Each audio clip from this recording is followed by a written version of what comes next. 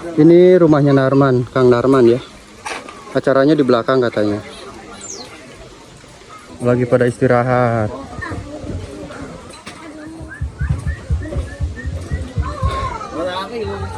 Nah ini tuh leit-leit teman-teman ya. Leit ini tempat penyimpanan padi. Banyak banget penyimpanan padi. Kalau masyarakat Baduy itu memang penyimpanan padinya di sekitaran leit-leit seperti ini ya. Masya Allah. Gak boleh guys, mohon maaf ya. Nanti deh kita explore aja lokasi sini dulu.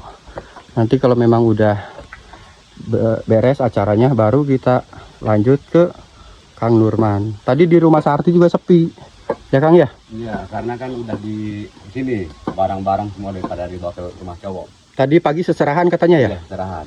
Tuh. Jadi di Baduy itu bukan dari cowok ke cewek, itu dari cewek ke cowoknya. Wah? Dari cewek ke cowoknya itu. Oh kalau di Baduy dari cewek ke cowok? Iya, seserahannya. Kan kemarin kan di rumah Sarti hajarannya. Beres rumah Sarti baru diserahan ke rumah Narman.